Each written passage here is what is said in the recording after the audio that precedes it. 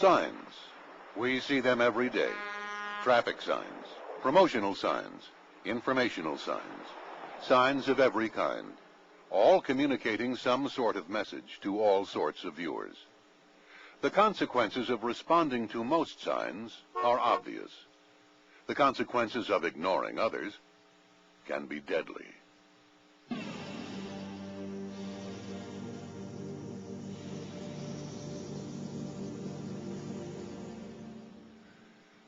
For close to 40 years, the John Birch Society has kept a watchful eye on the agendas and progression of the United Nations.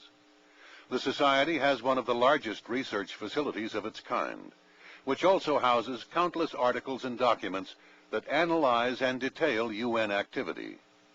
Using this information, along with commentaries from a host of authorities, some of which you are about to hear, the John Birch Society presents the United Nations, a look into the future.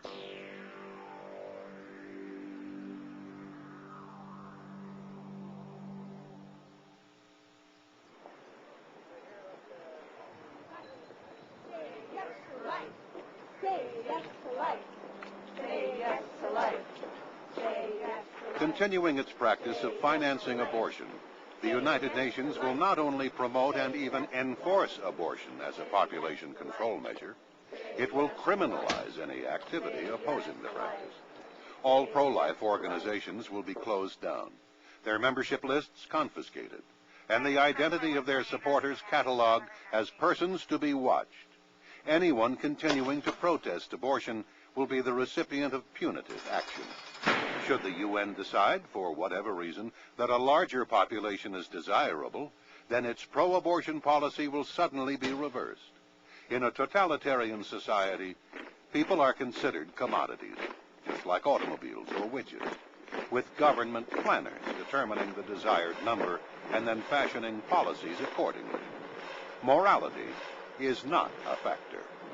The United Nations has given NGO or non-governmental organization status to all of the very militant pro-abortion population control organizations from the United States and Europe and from around the world, most of whom, many of whom at least, are funded by tax-exempt foundations like Carnegie, Ford, Rockefeller foundations, and by the U.S. government. The United Nations is pro-abortion. It is that not only in principle, not only in its policies, but also in practice. It is estimated that 50 million babies are killed every year. This is in no small measure due to the United Nations and to both its policy of promoting it intellectually as well as promoting it in the practical field. So they're very much involved in population control, which means that they're pro-abortion and they support abortion worldwide, both by funding and by changing the laws to support abortion.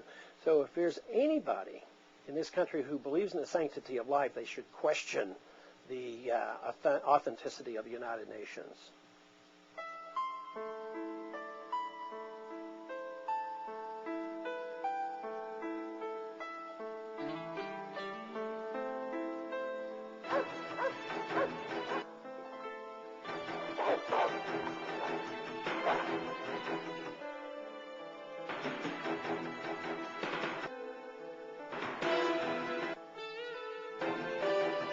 Parents who have chosen to teach their children at home or in private schools will be notified that they must now enroll them in government schools. No exceptions will be allowed, for totalitarian policymakers intend to have the state supplant the family as the most important institution in the heart and mind of the child. There has been historically an irreducible conflict between the state and the family. They each have contended with the other for primacy in human affairs, because to the extent that the family functions properly, there's very little for the state to do. And every state is, of course, run by men and women who want to increase their powers over other human beings. The way you do that is by giving the state more and more to do. To the extent that the family operates efficiently and properly, the state is left without a whole lot to do, so it cannot expand. It can only expand by absorbing functions which are carried out by non-government entities. The family, of course, is the most important. The church is another. Speaker and author of What's Right for All Americans, Izola Foster. I taught high school for 33 years. 22 years were in Watts, South Central Los Angeles. I have seen firsthand the influence of the United Nations on our public education system. The United Nations Educational, Scientific, and Cultural Organization, UNESCO, is the education arm of the United Nations.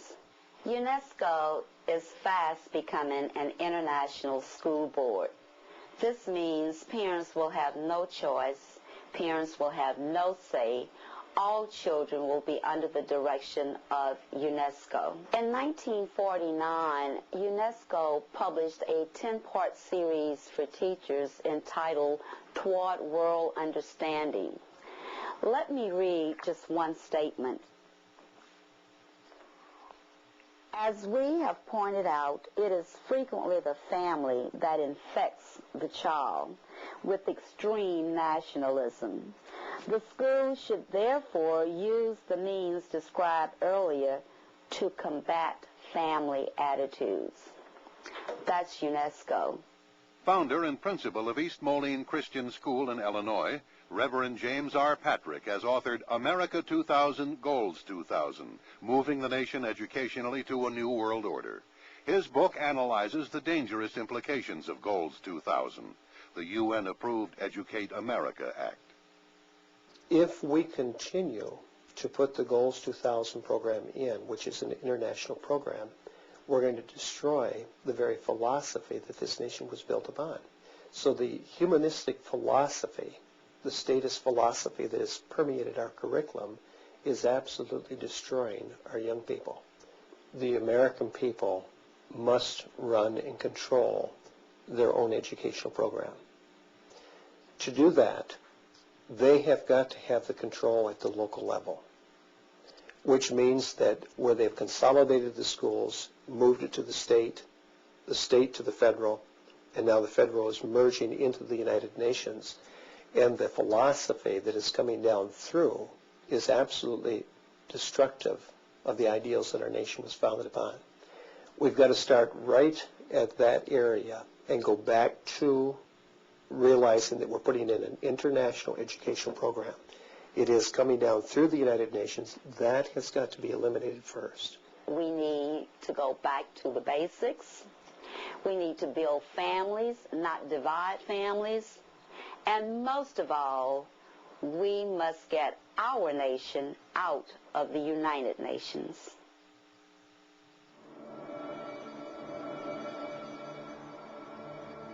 The right to keep and bear arms will be abolished.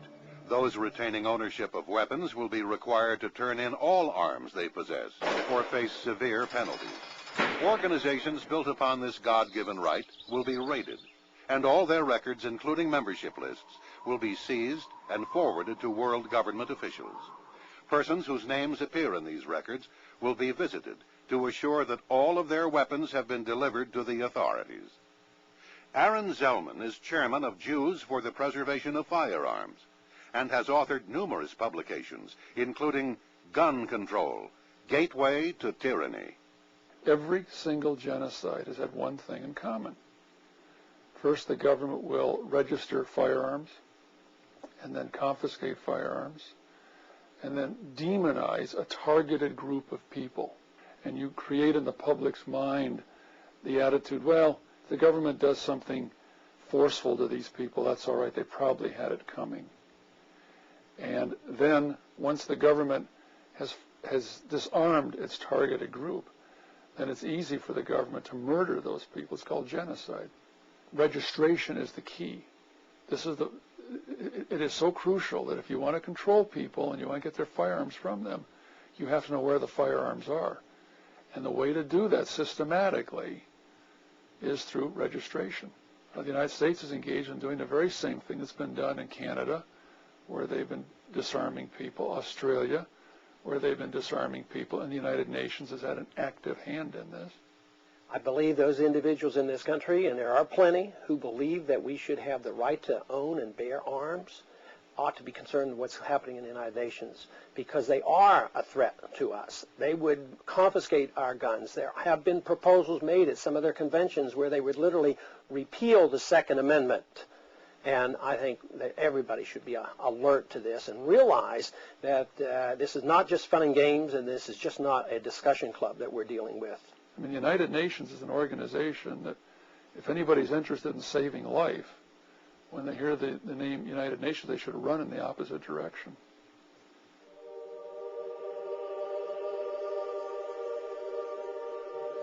The UN will require that the Western world's standard of living, including such achievements as the private automobile and the single-family home, be reduced to a sustainable level. Such sacrifices will be mandatory to counter real or imagined threats, such as global warming, destruction of the ozone layer, and rising levels of carbon dioxide in the atmosphere. No real scientific evidence need be produced. The doomsday claims of coercive utopians will suffice. Hence, limitations on family size will be strictly enforced as an added measure to protect the world's environment.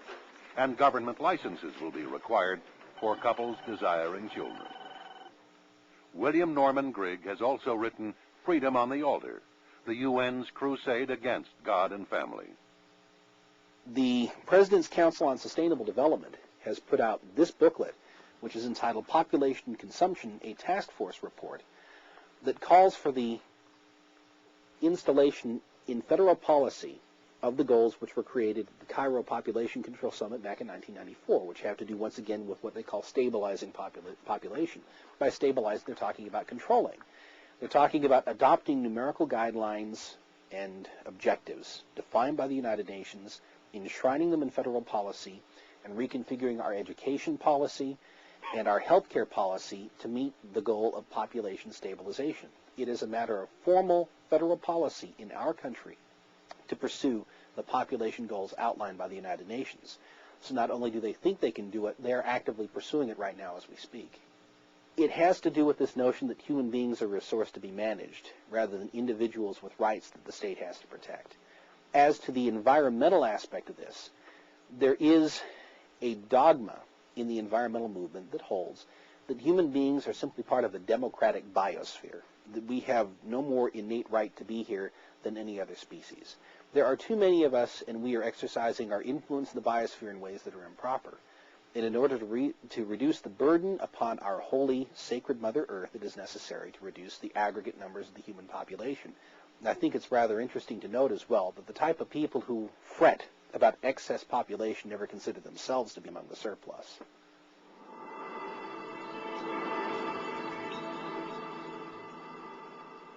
No longer will anyone be allowed to protest or counter the ongoing destruction of property rights planned by various enforcers of environmental laws.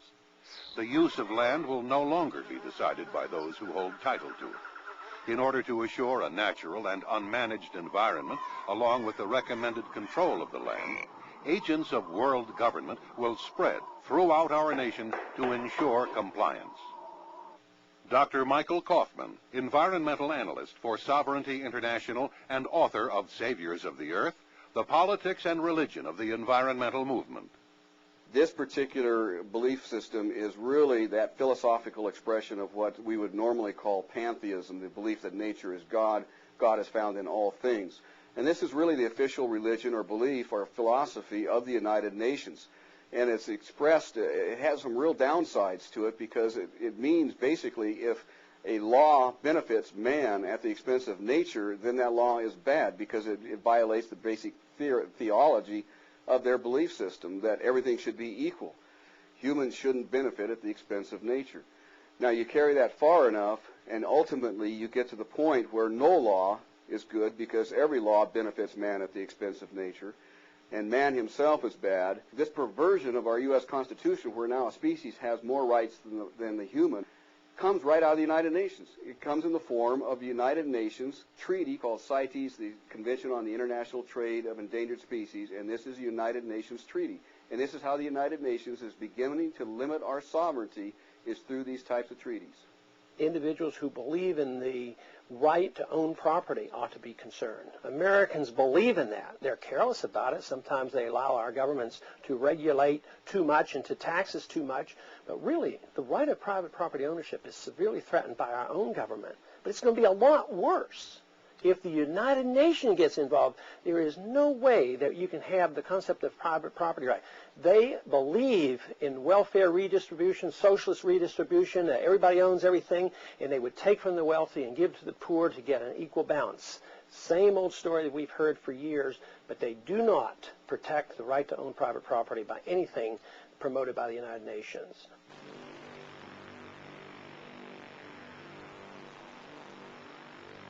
All members of the U.S. Armed Forces will be given United Nations insignia along with the UN Military Manual.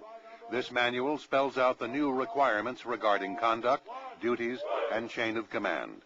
U.S. markings will continue to appear on American uniforms. Soldiers wearing them will be employed primarily as enforcers of peace throughout the world, allowing the rest of mankind to know that the United States is cooperating in the establishment of the new world order. Author of Changing Commands, The Betrayal of America's Military, John McManus. The central thesis of my book is that our military is being delivered to the United Nations. Now, I say that very carefully. It's not a case of the UN taking it over as much as our own leaders are delivering our military to the United Nations. President John Kennedy went to the United Nations September 1961, and he presented the United States program for general and complete disarmament in a peaceful world during a speech, and he said, this is the official program of the United States of America. It's a disarmament program. It calls for the United States to turn over its military to the United Nations. Now, let that sit for a second. It calls for the United States to turn over its military to the United Nations. The program ends by saying progressive controlled disarmament would proceed to a point where no state would have the military power to challenge the progressively strengthened UN peace force. The UN would have all military power. One of the great oxymorons of our time is peace force. If it's force, it's not peace. If you define peace as peace with justice, it could be the peace of the grave, it could be peace of submission, there's all kinds of peace. And there are some people who use the word peace meaning something quite different from what the ordinary American would mean. He means peace with justice, peace with freedom, peace with a rule of law that limits the government, not himself so much. Is this program still in effect from 1961? Well, I have personally called the head of the Arms Control and Disarmament Agency in Washington, D.C. in recent years, a man named Dr. William Nary, and asked, is this program still the official policy of the government of the United States? Oh, yes, he said, yes. And much of it has already been accomplished, which is so. So he's confirming what has been obvious to many of us over many, many years. That was 1961. 1962, the State Department finances a document called A World Effectively Controlled by the United Nations. All right? Written by an MIT professor, Massachusetts Institute of Technology professor named Lincoln P. Bloomfield, who certainly happens to be a member of the Council on Foreign Relations. I just want to read a couple of things out of it here. In the definitions section, he says, finally, to avoid endless euphemism and evasive verbiage, the contemplated regime will occasionally be referred to unblushingly as world government. World government means scrap this, scrap the Declaration, scrap the Constitution. We're not going to have world government. If the UN had a monopoly on military force, what it would do is what it says in its own Universal Declaration of Human Rights. It says the rights and freedoms that we Americans take for granted, and of course we shouldn't, they came from God, they came from the Creator.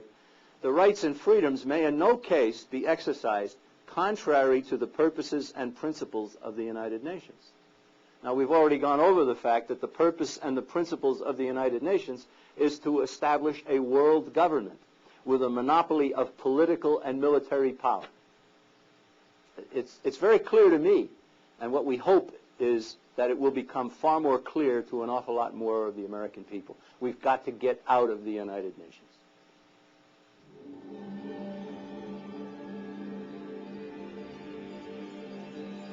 The election process will become the task of world government monitors. The U.S. Congress, President, judicial system, and state and local government shall exist only as a facade to assure American citizens that they still have a voice in government. Checks and balances among branches of government will be eliminated. The states will become mere subdivisions of the national government, just as the national government will become a subdivision of the world government. The Bill of Rights portion of the U.S. Constitution will be superseded by the UN Convention on Civil and Political Rights.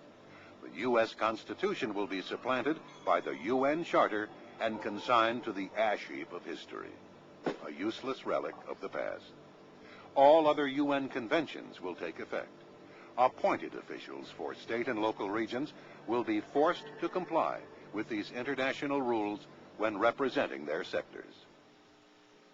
There is a fundamental dichotomy between the United States system and the United Nations system and almost every other system.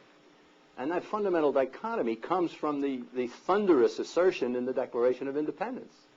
Men are endowed by their Creator with certain unalienable rights. We get our rights from God. And then they went on to say, to secure these rights, governments are instituted. So the United Nations comes along. The United Nations, no God. There's never been God at the United Nations. So where do rights come from? The international covenants on civil and political rights. And they go over and they list one after another after another. The right of peaceful assembly shall be recognized. No restrictions may be placed on the exercise of this right other than those imposed in conformity with the law. In other words, we pass a law, you don't have the right. The American system says rights come from God, says government should be limited, and then the Bill of Rights comes along and says Congress shall make no law respecting those fundamental rights. The difference between the U.S. system and the United Nations system couldn't be more obvious. Many years ago, when I was in high school and college, like millions of other Americans, I was an avid supporter of the United Nations. I believed all the many things that I had learned in grade school and in high school, that after World War II, the founders of the United Nations had come together to form this beneficent organization to create world harmony, brotherhood, peace, and understanding. And who could be opposed to that? It wasn't until later in my college years that I began reading the actual United Nations documents and books which were critical of the United Nations. I began to see the real problem, and it became very apparent to me that we were headed under the United Nations toward a convergence of countries into a global tyranny. Thus the title for my book, Global Tyranny, Step by Step. We were under the United Nations and under the rubric of world brotherhood and understanding, marching into an intended tyranny, and it is happening piecemeal, gradually, step by step. Tyranny is something which is fastened upon a people incrementally, because most people have sufficient sense that they can recognize a tyrannical proposal when it's made explicitly before them. The American perspective, as articulated by James Madison, is that you discern abuses in principle and you prevent the abuses by denying the principle.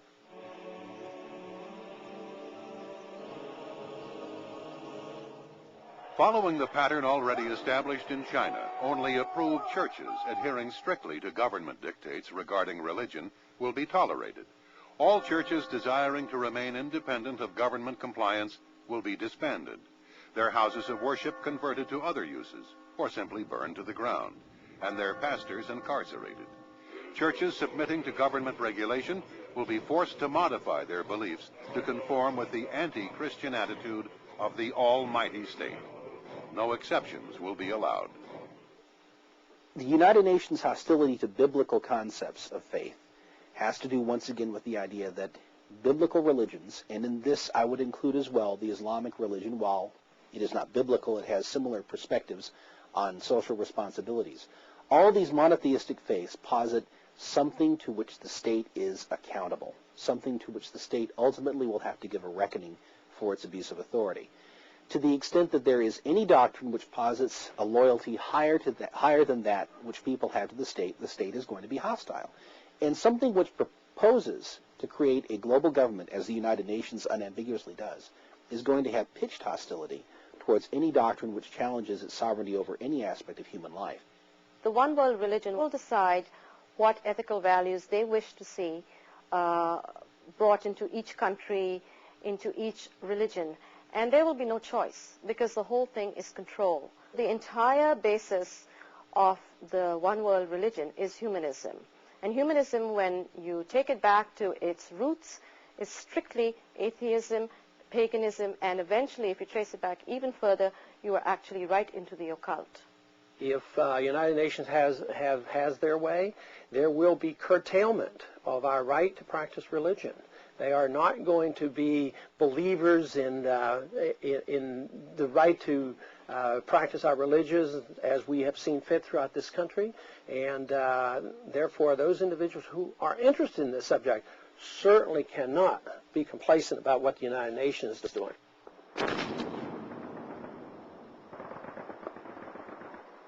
It is certain that these new UN rules governing the American people won't come without resistance, but by then resistance will be futile. Citizens who attempt to defend whatever freedoms they have remaining will join the victims of the inevitable brutality and bloodbath carried out by a tyrannical UN dictatorship. For those still wondering if the United Nations would actually resort to such atrocities, consider for a moment the UN's lesser-known side. The United Nations organization was originally created by a small but powerful group of subversives as a future seat of a one-world government, camouflaged as the world's last hope for peace. And concealed by a barrage of self-generated propaganda, the UN has been responsible for some of the most controversial and violent acts of aggression in history. Since its founding in 1945, the UN has made gradual and significant progress toward the ultimate goal of its founders, world domination. Today, enormous in size and influence, the UN has a countless number of programs, agendas, and conventions ready to supersede the laws and practices of all nations, most certainly including the United States.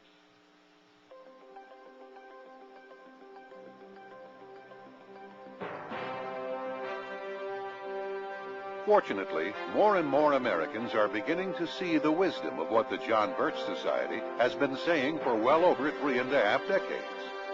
Get us out of the UN.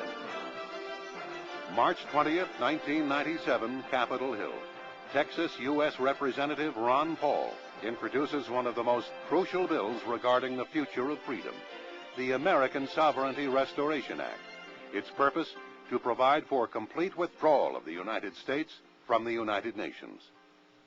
Well, I don't think we need the United Nations to be able to talk to other nations. The United Nations was established in 1945. We talked to a lot of nations before that.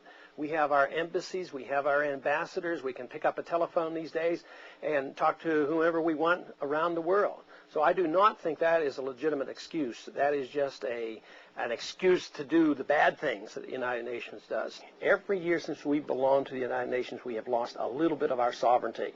And we're moving in that direction where eventually we will not have the United States of America and we'll be nothing more than a pawn of the United Nations.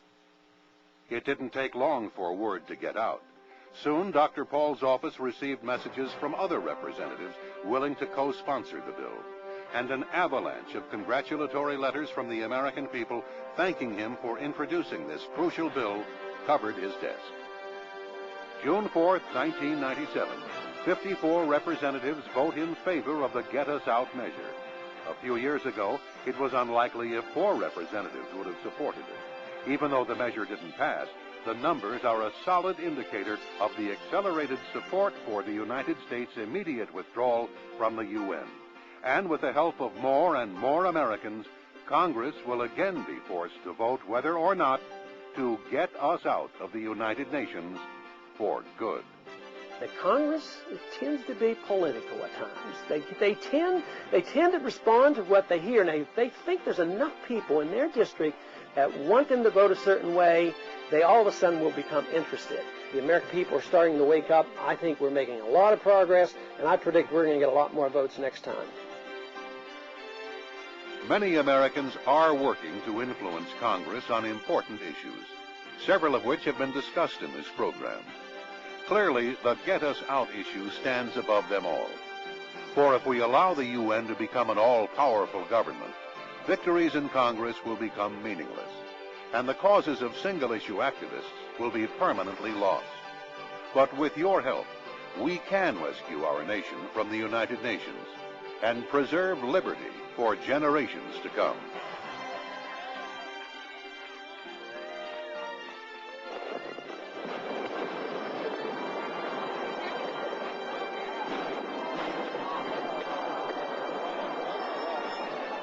Effective action is informed, organized action. For more information on the UN threat and what you can do to help get us out, call 1-800-JBS-USA-1 today. Ask for the UN packet.